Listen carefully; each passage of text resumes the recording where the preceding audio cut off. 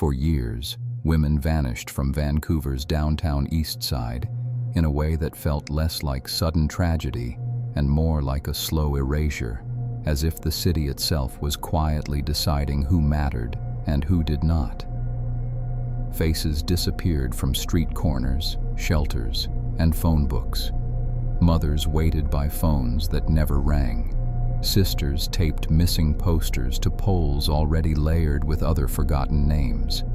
Each disappearance carried the same response: delays, assumptions, excuses, and each delay created space for something unspeakable to continue.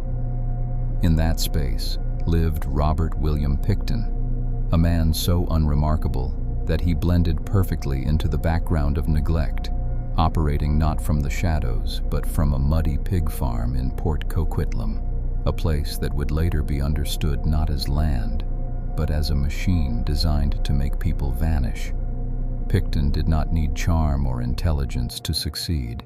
He needed only patience and an understanding of how society treats its most vulnerable.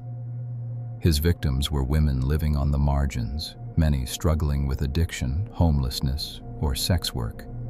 Women who learned early that being unseen was a form of survival. Pickton exploited that invisibility with precision.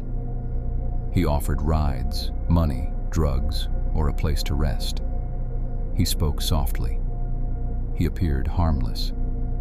And once a woman entered his truck and passed through the gates of his farm, she crossed into a place where no one was looking for her anymore. The farm itself was a reflection of its owner, decaying, isolated, and steeped in filth. Rusted equipment sat half buried in mud. The smell of animals and waste hung constantly in the air. Yet this was not merely a working farm. It was a controlled environment where Pickton dictated every outcome. Here, murder was not chaotic or emotional. It was repetitive. Evidence and testimony would later suggest that Pickton restrained and killed women using simple, quiet methods, treating the act as routine rather than rage, something to be completed and cleaned up like any other chore. The true horror was not just that he killed, but that he did it again and again, without urgency, without panic, and without interruption. What happened after the murders is what permanently seared the Pickton case into the public consciousness. The pigs were not incidental. They were central.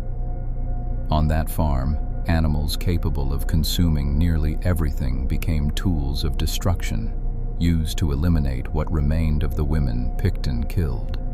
After slaughtering women in his butcher farm, their remains were dismembered and processed, then fed to the pigs, ensuring that identities were broken down into fragments so small that even science would struggle to restore them. Investigators would later confirm that human DNA was found mixed throughout the property, on tools, equipment, soil, and feed, evidence that the farm itself had become saturated with death. The idea that victims were reduced to something that could be consumed, absorbed, and discarded created a psychological horror far beyond the act of murder itself. It wasn't just killing, it was annihilation. For years, this cycle continued uninterrupted. Women disappeared. Families reported them missing. Police files grew thicker while urgency remained thin. Tips went unpursued. Connections went unmade. Pickton noticed. In fact, he relied on it. Every ignored report reinforced his belief that he had chosen the right victims. Every delayed investigation taught him that society would not come looking too closely. His confidence grew alongside the body count. The illusion finally cracked in 2002, not because police were closing in on a serial killer, but because of unrelated weapons charges. When officers searched the Pickton farm, what they encountered was not a single crime scene, but the aftermath of years of systematic killing. Personal belongings surfaced: jewelry, identification, items that once belonged to women who had been written off as lost causes. forensic teams faced an unprecedented challenge. Evidence was everywhere and nowhere at the same time, fragmented beyond recognition, contaminated beyond clarity. The very methods Pickton used to avoid detection had worked too well. As the investigation expanded, the scale of the horror became undeniable. DNA linked Pickton to numerous missing women, but the true number remained elusive. The farm had done exactly what it was designed to do: destroy certainty. Then came the confession. While in custody, Pickton spoke freely to an undercover officer posing as a fellow inmate, casually admitting to killing 49 women and adding, almost conversationally, that he wanted to make it an even 50 before he was caught. There was no remorse in his words, no emotional weight. The statement revealed something far more disturbing than anger: a man who viewed murder as a tally and human lives as numbers he was disappointed not to complete. Despite this confession, the justice system collided with its own limitations. Courts do not sentence based on horror, they sentence based on proof. And proof, in this case, had been systematically destroyed. In 2007, prosecutors focused on 6 murders they could conclusively establish.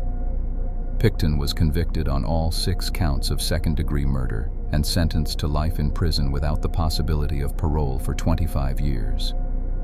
It was the harshest punishment available, and yet it felt painfully small compared to the scale of what had happened. For families of the other women, the trial was a reopening of wounds without full acknowledgement. Dozens of victims were never named in court. Their stories remained legally unfinished, their deaths absorbed into a number that would never be fully counted. Justice arrived, but it arrived fragmented, much like the evidence left behind. Public outrage forced Canada to confront what the Pickton case truly represented. A national inquiry later concluded that this was not simply the work of one killer, but the result of institutional failure. Police bias, lack of coordination, and the devaluation of marginalized lives had allowed Pickton to continue killing long after warning signs were visible. The inquiry made it clear: this tragedy was not inevitable. It was permitted. Robert Pickton spent his remaining years in prison, a place far cleaner and more controlled than the farm where he committed his crimes.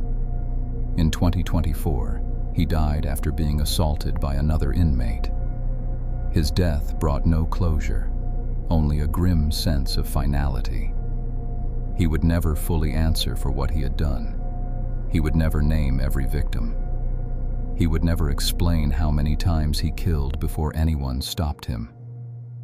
Today, the Pickton farm is gone, but its legacy remains deeply unsettling. Not because of the pigs, or the property, or even the man himself, but because of what the case exposes about how horror thrives. Pickton did not hide in darkness. He operated in plain sight, sustained by indifference, protected by neglect, and empowered by a system that repeatedly failed to act when the victims were inconvenient to care about. The most terrifying truth of the Pickton case is not that one man was capable of such cruelty, but that it took years for anyone to truly notice that women were disappearing, and by the time they did, it was already far too late.